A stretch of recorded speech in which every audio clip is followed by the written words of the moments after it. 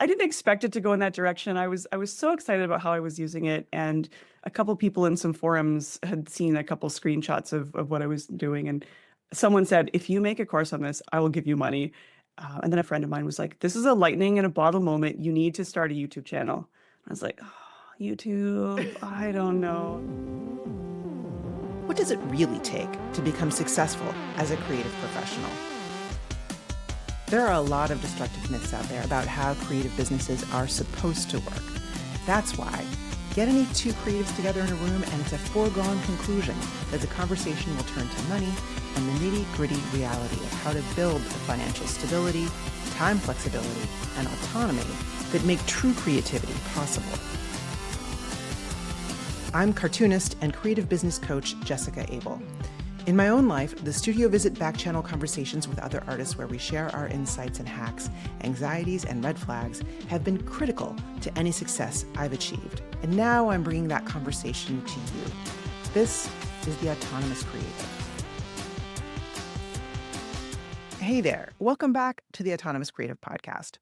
I know it's been a minute, but I'm very excited to be back and to share with you this awesome conversation. Today's conversation actually comes from our recent Autonomous Creative Conference, where I got to sit down with Marie Poulin to explore her fascinating journey from designer to systems expert and eventually to fantastic course creator of Notion Mastery. So this conversation was originally exclusive to our conference implementation kit members, but I just felt like it was too good to keep it behind a paywall, so here we are. I sat down with Marie to dig into the backstory of how she built her business through several major pivot points. And if you're somebody who's ever wondered about how to turn your expertise and passion in something really cool and very niche into kind of your entire business, this one is definitely for you. And we will jump into it after this message. Here's what I see happening with so many incredible, experienced creative pros. On the surface, everybody keeps telling you how amazing and awesome your work is, but behind the scenes, something completely different is going on. You're working absolutely bananas hours. You're taking on work that is honestly kind of beneath you because you need to pay the bills. And you're watching people who aren't half as good charge way more. I see it all the time. And the worst part is that the conventional wisdom about how to fix the situation will actually make it worse. That's why I developed this new free class, which will walk you through the 3 steps to set yourself up to bring in substantial money, build financial stability, and do it in a reasonable amount of time so that you're not working nights and weekends.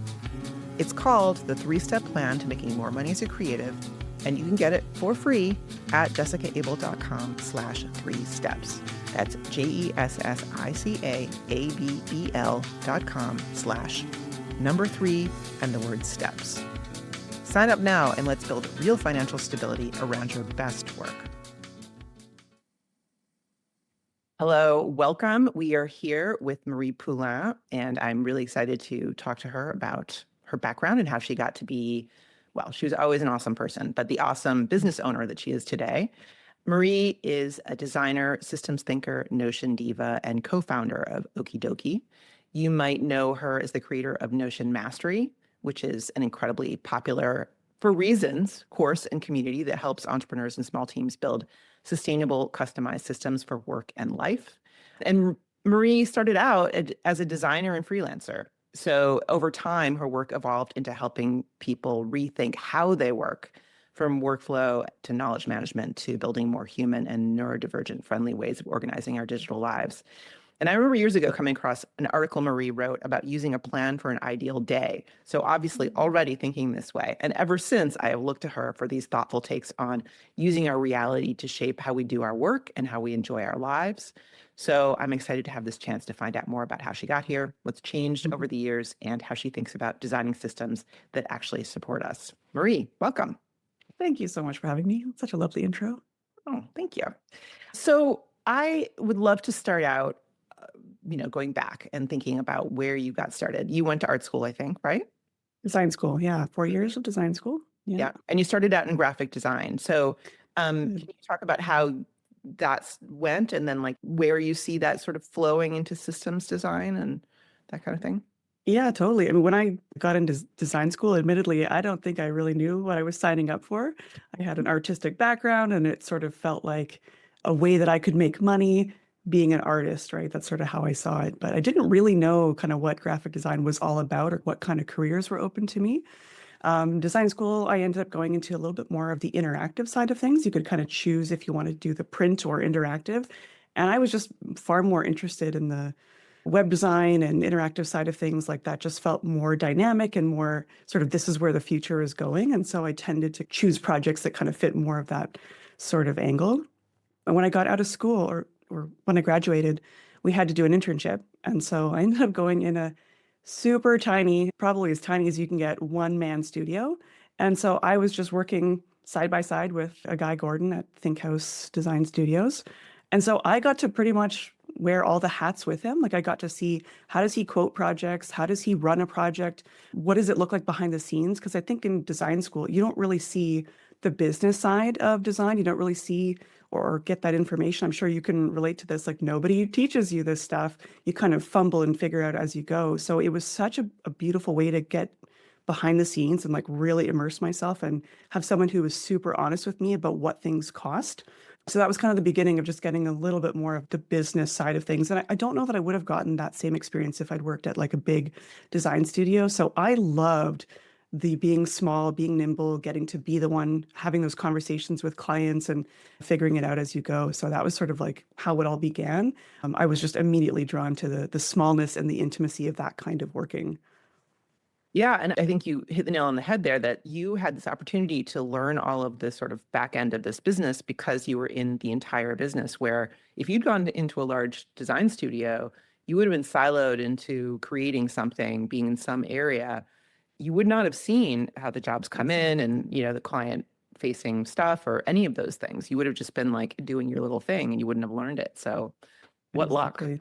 And I had done, tiny contracts along the way with larger studios too, and I started to see that as well. And I didn't like that siloing. And I think there's benefits to both things, right? Like going really deep on a skill and getting really good at that. But I loved being able to wear the many hats and kind of learn about those things too. And so I worked there for about 4 years before I started to get the itch. And I wanted a little more control over the kinds of projects that we were working on. Mhm. And so I was very, very lucky. I think I had built such a relationship. It was just him and I working together for almost 4 years together, side by side, before I wanted to go off on my own, but I also didn't have my own client roster. So it was definitely a bit of a risk to make this leap. I didn't have savings to talk about. I didn't really know kind of how I was going to pull it off. And I was so scared to have the conversation. But when I did open up that conversation, he made the suggestion that we could go down to working 3 days a week with him. And then that gave me 2 days a week to find my own clients and my own projects and stuff like that. And I think having that transition was huge. And I think we did that for 3 or 4 months before he was like, hey, it's time for you to spread your wings and to go do your own thing. And so that was kind of how I made the leap. But yeah, it was terrifying at the time. And it couldn't have gone better, I think, just having that freedom, flexibility to be able to still have some revenue coming in while I was figuring out my place. He sounds like an amazing mentor. Like how great. I feel incredibly grateful to have had that experience. I think it was huge and definitely just even just working in someone's home as well. So I'm Mm. integrating with his family or seeing how he interacts with his family. Like he was a mentor in so many ways and just a business owner. I feel super, super grateful. Yeah. Fantastic. So at some point in there, I became aware of you, like a number of years later, I'm sure. And you were a digital strategist. And I didn't know what that was. I still don't exactly know what that is, but I was pretty Yeah. impressed by the way you had this, I think, a course or community or something you were teaching other people in that area. And it feels to me like you were already in a position where you were helping people create workflows, streamline their work, giving them business building skills, leaning in that direction. Is that Yeah. correct? Yeah. I think when I went off on my own, and now suddenly I was the one wearing all the hats and figuring out all the different pieces of things and how do I invoice people and charging people. And so the clients that I was taking on, I'm building their websites, but then I'm also suddenly helping them set up their payment portals and helping them Mm. make notes about their content and what makes for a good landing page and things like that. So I sort of instinctively found myself doing the wearing many hats things for my clients. And so a lot of them didn't have marketing backgrounds either, and they didn't have this experience. And I think it was in the last year of working at this job that I signed up for Tara McMullen's program too. And I think that that might have been how I had learned about some of your work as well. So I was already sort of familiar with some of your stuff too. Um, and so I was doing the wearing many hats things and starting to learn a little bit more about marketing, digital strategy. What is this stuff? Systems, how do we help people get organized and scale? And so I was just so curious, like learning everything that I could about strategy and the digital world and mapping out service experiences and things like that. And so, we've talked about the sort of generalist versus specialist as well. And I just couldn't help myself. Like I'm a person that I'm very curious. I love to understand how things work.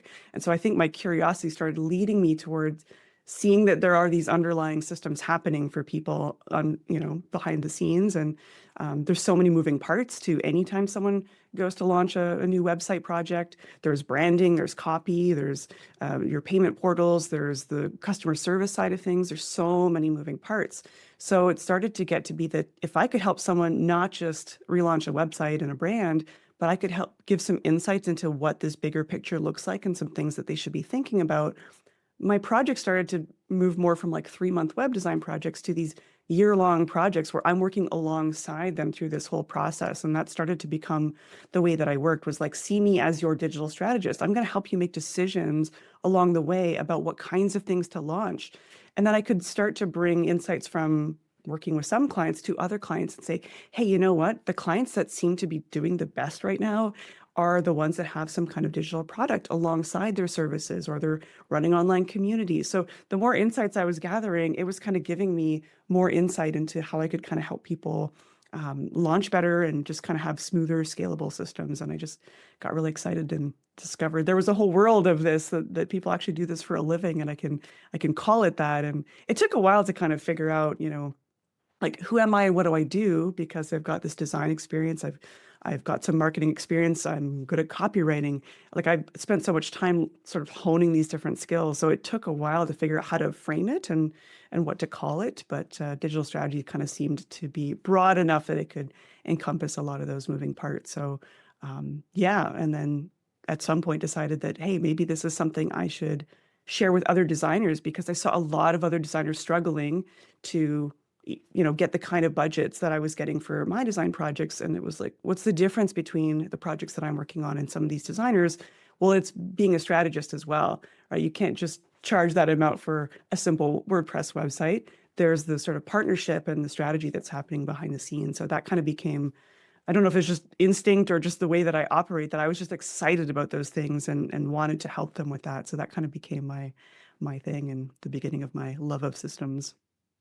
Yeah, I mean, you are a teacher, a sharer, somebody who, like I very much vibe with this, where I'm like, I learn a thing and I instantly want to teach it to some, I'm like, I see Yeah. people who need it. I see how I want to bring this out into the world. And sometimes I have to resist the impulse. Just because you can, it doesn't mean you should. Yeah. Yeah, Yeah. not always the greatest idea.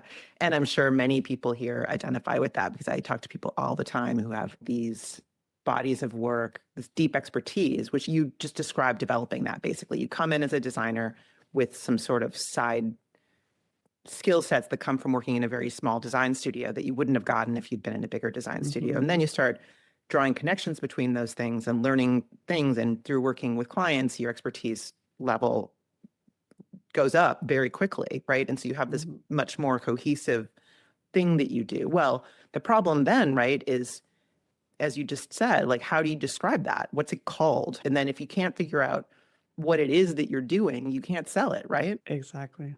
Yeah, I would say that. I think that was a challenge of mine for a long time, and I was always kind of trying different taglines and testing how do we package this, and it's almost like a lot of those projects and clients. You start with one small project, and it tends to grow into something larger. And so I was like, can I even sell that larger thing, or do you always have to kind of start with a small relationship? So I was always kind of experimenting with, what does the engagement look like? What's the thing that kind of builds trust and gets them a quick win, or as quick as you can when you're dealing with a web design projects, which I think people often come in with one idea of how long that's going to take, and then they're like, oh, wait, I didn't really think about my identity, my branding, maybe I need that too. And so it would just sort of inherently grow. And I thought, well, what if like I couldn't think of a single web design project I'd worked on that didn't grow at least twice in terms of timeline or scope. And so instead of trying to keep nailing the scope, I was like, what if I actually design my services with that in mind? Like, what if we did a retainer model and we're working, at a certain pace? And so I was just always having to experiment with that because everyone you work with is different and they've got their own lives as well as this side project that they're hiring you to work on and stuff like that. So yeah, it was something that I definitely did, like made lots of pivots over the years in terms of what do I call myself and what kinds of projects and even like who's the best kind of client where it feels so aligned and so easy, where others it feels really, really challenging. So that's definitely something I had to work on over the years, big time. And what does your process look like to work on that? Were you doing interviews? Were you like just throwing it out there and see what happens? Like, how did you go about testing these different ideas? Yeah, I think it was maybe more like intuitive, gut based, or just how people would reflect back their experience of my services and even like what language are my clients using, right? Because most people aren't like Googling digital strategist, right? So that's something to consider is like what's the language that is showing up on your website versus how it gets kind of packaged. And so it was always just sort of tweaking copy and kind of just making some adjustments and seeing what resonates with people and what connects. But I didn't have like a formal process for that. It was just sort of like an intuitive hit on, okay, is this landing? Is this working? When I say this, are people like, what's that? And it took a bit of time for sure.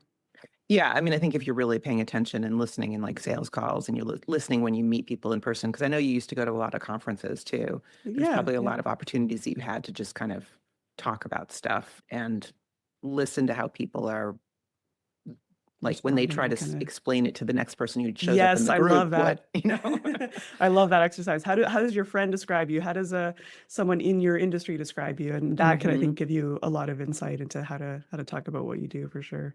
Yeah. So there are a number of years where you are a digital strategist working with clients directly, probably still doing that, but then you also start taking on clients, students yourself who are learning what you do. So then you start developing curriculum and you start developing systems for them to learn this. How much of a change was that for you? I mean, Massive. yeah.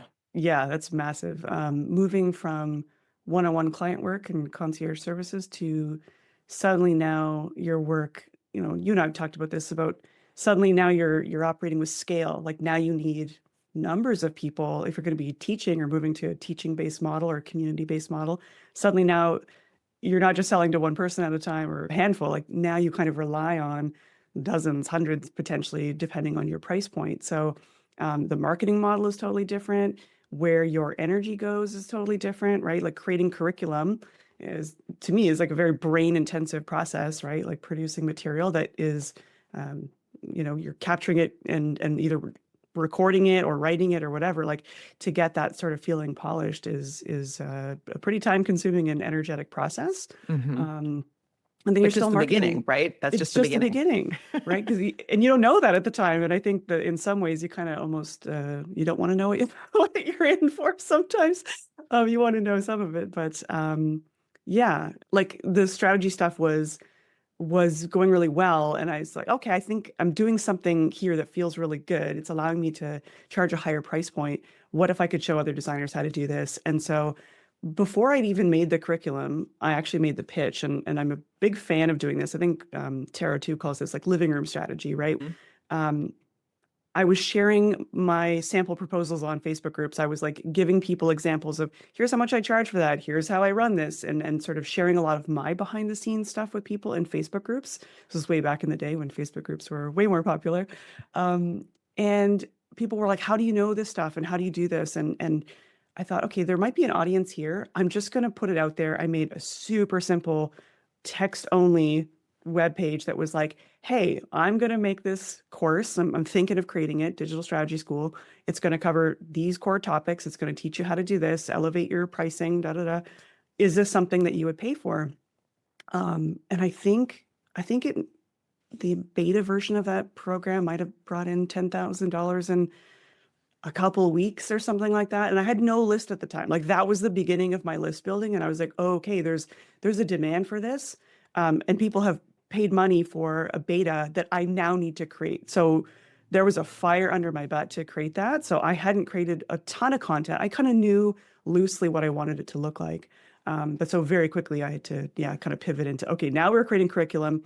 How do I balance my client projects with this new model, right? So that was me learning, okay, how I'm entering a place where I don't know how this works yet. I've seen my clients do it, but I don't really know what it looks like. So there was a lot of burnout and experimentation during that process while I was trying to figure out what's realistic in terms of that transition of moving away from client work and moving toward this teaching model. So, I mean, that took a couple years, I think, of like finding that sweet spot of how many clients can I realistically take on? And I think one interesting creative way that I found to support me in that transition was I would take on clients I would pitch them on how about for a reduced rate, you let me document our entire client project and share this with my students so that they get to be a fly on the wall. They can see our email communication, they can see the proposal, they can see when the client is pushing back and wants a change and the scope needs to increase, like all of that, the students would get to see. And people were, yeah, no problem. That sounds great to me. So I thought that was a cool way to actually help me build content, not out of nothing, but it's like, hey, watch me do a project in real time and you can kind of see how this works. So that was like a sort of a random dash of creativity there that I thought that might be a cool way to kind of make the work Yeah, brilliant. I all the love it. time. Yeah, that's a great idea. At the top of the show, I invited you to a new free class where I will walk you through the 3 steps to make more money as a creative without adding to your load or trying to cram in more hours. I developed this class because I know, even after so many years of developing your creative expertise, it is really hard to feel financially stable. You know how taking on more work feels safer in the moment, but once you're in it, things can start to totally spin out of control? You're trying to juggle all these different projects, but you can't get anywhere because you're constantly starting over from scratch. You deserve more than saying yes to whatever pays until you're too slammed to think. In this free class, I will show you what actually creates stability. And good news, it is not churning out more content or posting all day long. Sign up for free at jessicaabel.com/3 steps, and let's build a business as brilliant as you are. I think it's probably right in this period when I think we'd been aware of each other through Tara's group for a few years. But like at this point, you talked about your ideal week calendar and shared that. And I think, I can't remember exactly, but I think it was like a really strong influence on the first time I created that within the Creative Focus Workshop, where I was doing something that I think initially I called the ideal week and later called the aligned week, because for me, and for my students, generally speaking, the idea of an ideal week set up a bar that was easy to miss and feel bad about it. Crappy about it. Yeah. And it's never what you've meant by it. I mean, you've always used it in this way, and I'd love you to describe it a little bit more, but this way where it's like, here's how time blocks can work in order to support my energy levels and so on. And this is the kind of work I'm going to do here, here, and here. And I've evolved in a slightly different direction using templates and being able to swap things in and out and whatever. But I think it really was inspired by that initially. Can you describe a little bit how you think about, you can talk about it now rather than then, but I know you still teach this. I mean, that came out in 2015. I think I wrote that article and it was like one of the weirdly viral moments. Like I think Medium shared it or something like that. And suddenly it got a lot of attention. I think a lot of folks maybe have known me from that article. And I think for me, like figuring out that ideal week thing was the key to kind of getting out of the burnout that I was feeling, where I'm like, now I'm teaching an online course. Now I have to grow this. Now I'm marketing. I still have clients. There was so much going on and there's so much context switching going on, which obviously, destroys creativity. So I needed to find that way to feel some sanity in that. Like, how can I sort of devote different blocks of energy and time, and when do I seem most lit up to be able to do that kind of work? And I was just sort of noticing my own patterns in that. And I've been researching productivity stuff forever because I just never felt like I was on top of my stuff. But a lot of that traditional productivity advice just like didn't really work for me. I've since been diagnosed with ADHD, which I have no problem, sharing and talking about. But I think that was a big part of it, is like that structure for me is so essential for allowing me a container to work within. So I think that time blocking can look very different for different people. It could be thematic, right? It could be I work on these types of projects. It could be I work on low energy activity or that sort of thing. And so I think that's going to look different for everyone. But to me, it's just a template or a framework for giving me a starting point so I'm not making decisions from scratch every single day. It's like, okay, Monday tends to be more administrative. I know that, and I'm going to do really annoying email stuff in the morning. It can be a little bit predictable when the work itself can be unpredictable. So that's just kind of how I see it. Is just like it's just a like a menu or an itinerary of like here's a suggestion for how you may want to spend your day, and it's just a starting point.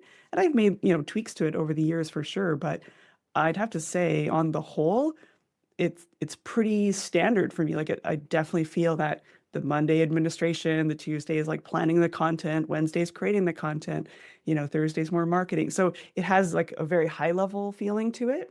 Mhm. And then within the day, it might be, okay, the admin boring stuff in the morning and the high energy stuff in the afternoon and that kind of thing. So that's kind of how I see it. I think it's flexible enough if people are willing to not judge themselves for not meeting those standards. Like I've never been one to be like, this is exactly how my day is going to go. Like I just know that that's not the case. It's purely a suggested container for helping, I think, just reduce decision fatigue.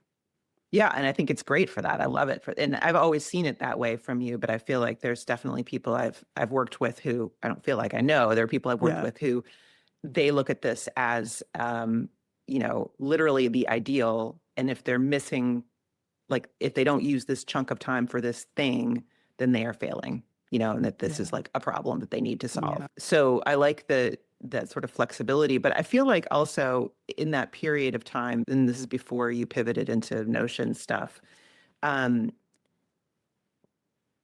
I remember you still talking a lot about just being over capacity, just overload. That like this is an attempt to corral all that stuff, and at least it kind of Totally. gives it a pattern that makes sense. But Yeah. here you are, you're still trying to create a much larger audience through content marketing while you deliver a very complex program. It wasn't just like, here's a few modules. This is like a whole life renovation program for these Yeah. people, and also whole business renovation projects for clients. I mean, that's just a huge amount. And was there a moment when you're like, Am I trying to do too much? is there something I need to do about this basic issue? Um, yeah, I mean, the beginning, like launching Notion Mastery was definitely hugely overwhelming, right? Because you're like, oh, I'm just going to make this small course. And then like what it becomes, it was so much bigger, which, hey, mirrors the stuff I did with web design. Oh, I'm just going to make this website. Oh, and do your marketing and write your sales page. And like, I guess that's partly how I I mean, operate. Like I you can't help permaculture, you myself. see the systems, right? Like this is Exactly. you. You see like how things all fit together. And I think quite correctly that like you cannot actually legitimately fix this thing without looking at this other Exactly. part over here. But I'm also talking before Notion Mastery about the digital strategy school, which was like when I looked at your sales page or whatever, it was like, there's a lot in here. This is not a Way too small much. thing. Can't help myself. Yeah. Yeah.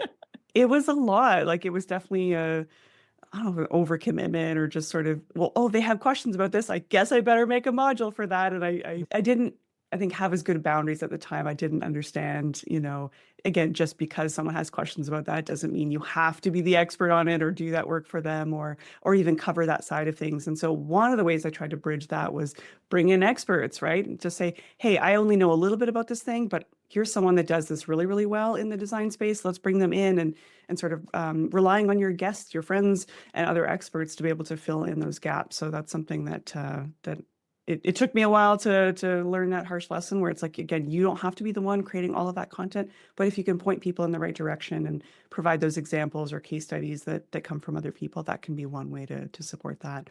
So yeah, I don't know how many years I ran digital strategy school. And I ended up bringing in another co-facilitator with me at some point too. So I experimented with that. And again, managing other people too is like a whole other piece as well. So now you're not just managing your students and your projects and your clients, like you're managing other coworkers and things like Mhm. that. So just I feel like all of it was just learning. You're just immersed in it and learning constantly. What is it like to be in a customer support role, to be revamping content and revamping modules and stuff like that. So I was Hmm. definitely working double time. I was working on the evenings and weekends and being like, wait, what have I done? Is this the kind of work that I want? And how can I create a little more stability? So yeah, for the next couple of years was just focused on systems. Like, how can I make this easier for myself? How can I make it easier for other people? What are Hmm. the things that come naturally to me? What are the things that I'm not seeing? Like, why is this still a struggle? Why is there still friction here?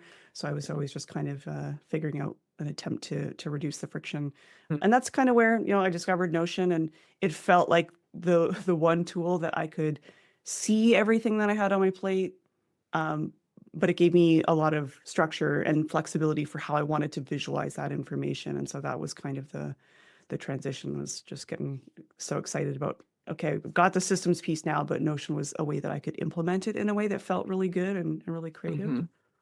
So you were just using it for yourself, I assume, first, and then because it's something you loved, you immediately started wanting to teach it, correct? Yes. Called out. Yes. Well, I didn't expect it to go in that direction. I was so excited about how I was using it, and a couple people in some forums had seen a couple screenshots of what I was doing, and someone said, "If you make a course on this, I will give you money." When the second person said that in a couple days, and then I went to a mastermind, and a friend of mine was like, "This is a lightning in a bottle moment. You need to start a YouTube channel." I was like, YouTube, I don't know. That's sounds like a lot of work and being on video all the time. I don't know how I feel about that. But I think he was right. Like that's if you're going to be teaching people how to use software or to actually set up systems, like it's pretty technical work. So I reluctantly started the YouTube channel, and because there wasn't a ton of other content around that space yet, like there was a few other people talking about it, but not a lot. All of those Google searches and things were sending people right to my YouTube channel, and the comments were just more and more questions, more and more questions. And I was, oh, here's a new video. Here's a new. So I was on this sort of content pipeline. And because it was so new and it was so exciting, I was so stoked to make these videos.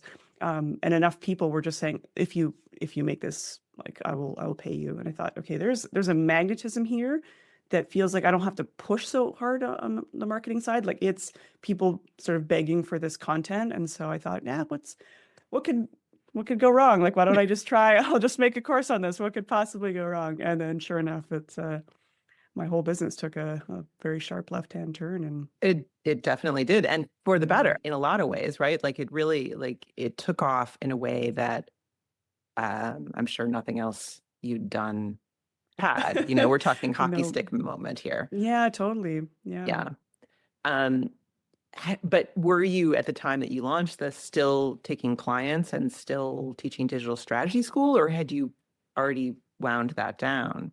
I'd already wound that down, and I think I maybe had maybe a handful of clients. Like I really only took one or two at a time. They were sort of larger retainer projects. And so it was more of the big deal of like, oh, I have to let one of my clients that I worked with for 2, 3, 4 years and tell them I'm not going to be available for work anymore. And that was really tough. But I knew it needed to happen if I was going to make space for this bigger project. So I knew that like financially I'd be okay if I have this one or two client here.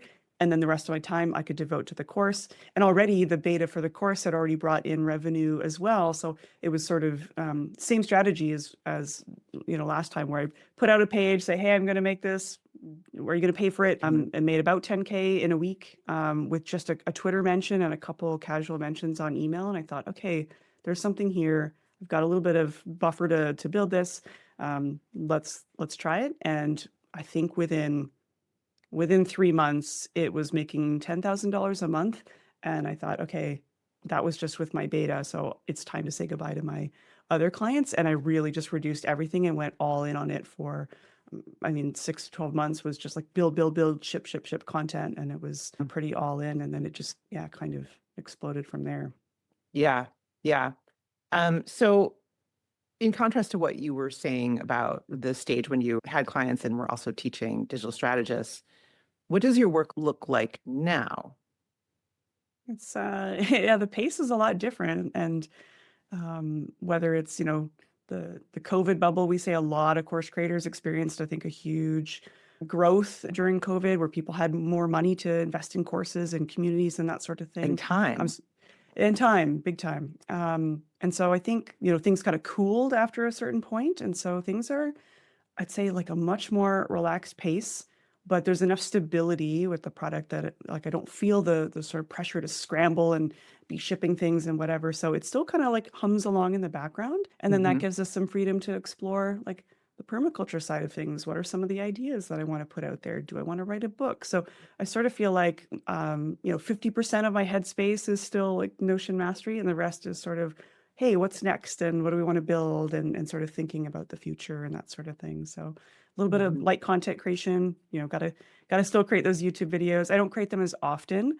Before it was sort of a weekly thing, every week shipping a YouTube video, which is a lot of work. At some point you build a body of work that and you start to have enough of the conversations over and over again that you can keep then pointing people to like, oh, I wrote a blog post about that. You can go read it here. Oh, I wrote a YouTube video. You can do that here. So I sort of feel like in that space, I've created a good chunk of content that I can like take my foot off the gas a little bit and be thinking about what are the newer ideas. Like if Notion disappeared tomorrow, what are the ideas that will still endure? What are the things I would still pursue?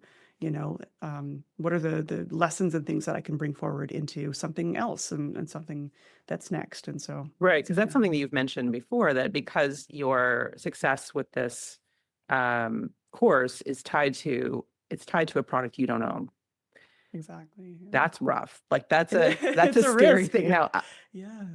God willing, nothing ever happens to Notion because my life is over if it does. But like the you have to be thinking about that, right? You have to be thinking about like what happens if this is no longer possible. Yes. I mean, it's a huge risk because Notion's a fast moving, fast changing app. Like, suddenly AI, suddenly there's like other features that they're prioritizing. And there can be times where maybe you don't agree with the product direction or things get buggy and things are out of your control and you're teaching something live and there's bugs happening live. And you have to be like, oh, FYI, like this app could be kind of buggy. That's part of the process. So there's things like that um, in some ways, I think it's made us able to roll with the punches a lot and even bake some of that into our onboarding, like improving our onboarding so that people know, hey, just so you know, like this is a very rapidly changing application. You might log in one day and the interface looks a little bit different. And so if that gives you anxiety, this may not be the tool or the app for you. So, I mean, yes, it's definitely a big risk that we took to kind of, hitch our wagon to that. And that's where I think now we're sort of looking at how do we diversify the ideas that we've brought to this course such that if it did disappear, like it's still relevant that we can talk about like you still need to understand your workflows and how you work and what your processes are regardless of what technology you're using. So how can we speak to the principles behind how you map out your workflow and that sort of thing, and Notion just happens to be a wonderful tool for expressing it. That's kind of how we're thinking about it and how we shape our workshops so that they support Notion, but it's almost not 100% Notion dependent. Yeah, that makes so much sense. I feel like there's clearly a through line in your work that predates Notion that has to do with understanding how things fit together systematically, how there are interconnections between all these different things, and how to focus your attention through these different paths so that you get the result that you need, right? And you've found that Notion is a really excellent tool for that. But there are other ways, and Absolutely. you've done them before. Absolutely. Well, this was fantastic. Thank you so much, Marie. Where can Mm. people find out more about you and Notion Mastery? Yeah, I mean, you can find me on Blue Sky, and if you're on there at Marie Poulin. You can probably Google my YouTube channel at Marie Poulin. I pretty much own all the at Marie Poulin handles. Notionmastery.com and We Are Okie Dokie is my company website with my husband. Thank you so much. Yeah, thanks for having me. And now we have some time for Q&A. So where did you learn about permaculture and how did you make that the connection between Mm. permaculture and helping people? Yeah, like when I moved to the Sunshine Coast of British Columbia 7.5 years ago, I moved into a property that had tons of gardens and trees and all sorts of things, none of which I knew how to identify or take care of. And so suddenly, moving from the city to um, this very rural area, that I knew that I just wasn't going to be able to take care of the land, and I didn't really know what I was doing, and I didn't, didn't want things to fall apart. And I just saw a poster for this permaculture program, and I think on my presentation, I had that quote on there. It's like, learn how to become a more conscious designer of your life, land, and relationships while saving time, energy, and money, or something like that. And I was like, that's a very compelling statement. I don't know what this is about, but I was just so drawn by that statement. And so I signed up. I was just thinking, again, I didn't know what permaculture was. I have a habit of like signing up for things where I don't fully know what I'm in for, and just throwing myself into it. I did that with like acting classes. I'm like, I don't know, that sounds cool. Glad I didn't know what I was signing up for. And so it was a 16-month long program, and every month you're learning in place, like you're learning in a forest with other people, and you're doing all these exercises and things outside in community, learning in a very dynamic environment with two incredibly dynamic teachers. And I was just so pulled in by their energy. Obviously, just very experienced teachers, everything very tactile, very hands-on. To feel like a beginner again, like I felt kind of stupid, but again, I love throwing myself into situations where I feel kind of stupid, where all of these people are very experienced gardeners to some extent, and I knew nothing about like really basics of compost and things like that. So I was just lapping it in, and I just loved everything that I was learning, and loved the emphasis on people and community and social systems.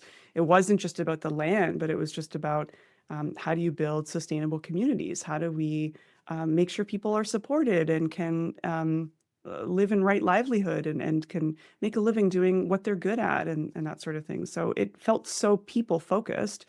Um, I was just immediately seeing how these concepts were so much more applicable beyond the garden. Like so many of them felt exactly tied to business lessons, like the 80-20 rule, right? And it's like making the least change for greatest effect. So I like the framing of the principles and the concepts, and they felt immediately relevant to business. And I thought, yeah, what if we could bring more of this into everyday conversation and just make like almost normalizing these permaculture principles, because I think they're just nature knows what's up, and I think there's so many lessons that we can learn from nature that can influence other parts of our lives. So yeah, Yeah, it's and talk about systematic thinking, interrelated ecosystemic kind of way of looking at your garden and nature, seeing how you do one thing here and there's an effect over there and all that kind of stuff. It's just like exactly. it's like a filter or mindset kind of. It was like just, yeah, tickling my systems brain. I was like, oh, this is just systems, but like in nature and society, of course, it all connects. Yeah. Yeah, yeah, exactly. Yeah. Okay, Charlene asks, what's your take on the advice to focus on one thing in business, especially when you're a creative multi-passionate?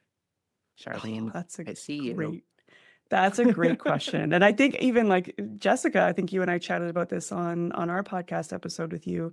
I have so many opinions about this, and I think it's so personal. Yes, of course, it's a lot easier to talk about what you do when you're specific about what you do, right? And when you do one thing really, really well. But I think my career has proved like there's a lot of room for evolving the container of what you do, and even how you think about what you do, and what are the through lines between maybe things that are seemingly disparate. And I think it also depends on the maturity of your business.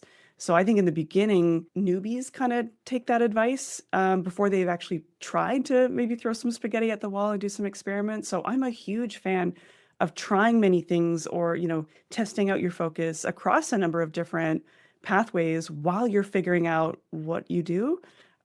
Again, that's just my personal experience, because yeah, a creative, multi-passionate person with ADHD who's like, oh, new shiny, this is very exciting. And I know that if and when I'm very passionate about something, people pick up on my energy. And like when I got excited about Notion, people are like feeding off my energy, because I'm like, oh, how do you could do this? And I have to like really rein in my excitement. So I know that I can get buy-in on my excitement and my ideas when I'm really enthusiastic about something. And I'm not only enthusiastic about one thing. That, of course, you do have to balance with like, how do people describe what you do and how do they find you? Is it like, oh, she's my friend that does baking and does this and does design, and like it gets a lot more challenging. I And think it's capacity. yeah, capacity 100%. It's like, how do you become an expert if you've only got like a couple minutes every week or hours every week? So of course there's a little bit of a balance. Yeah. So yes, I believe in some aspect of focus, but I'm also a big fan of that sort of like T-shaped expertise where you're going maybe deep on one thing, but you're still kind of giving yourself room to kind of go a little bit more broad while you're figuring out what your thing is. Um, like at some point I had to make the choice, do I want to be known as the Notion person? Like, am I going to wear that hat? Like, am I going to pivot my copy to that? And it was a very conscious choice to do that. It was a risk. Doesn't mean I couldn't do those other projects if someone came to me for something different. But from a marketing perspective, it obviously makes it easier. Even for a short term, I said, for the next like 12 months, I'm just going to change all the copy on Marie Poulin to be like, oh, I teach you how to do, and moved everything to be Notion specific. And that, of course, just helped me get known as that person. And then guess what? I can like change the copy to be more broad and like change it later, right? But I think there's going to be certain phases in your business where it's going to make sense to, I think, kind of, put a specific hat on that makes it easier to talk about. But there's nothing saying that you can't still do those other things. But I think you got to be strategic about how you do them. Yeah. And I often talk about doing those things, but not trying to make them into your business. Yes. Like Yes. it doesn't mean you need to stop doing those things, but do they need to be how you're trying to make a living? Yeah.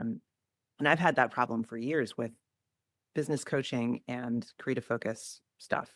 So as one person who only has a certain capacity for creating content and marketing, and even in my calendar doing launches and things, trying to maintain both of those things is incredibly challenging, even though they're very interrelated and, Yeah. support one another in different ways. They're also not. And so, I'm toggling and it's really tough. Absolutely. Yeah. Yeah. All right, we're going to wrap this up. Thank you so much, Marie. I really Yeah. appreciate your time, and everybody who's here live, thank you for being here. Marie, thanks. Thanks so much. Thanks for joining us today for The Autonomous Creative. Our show is produced by Matt Madden, and our production coordinator is Rhiannon Sunday. Music is also by Matt Madden. I'm your host, Jessica Abel.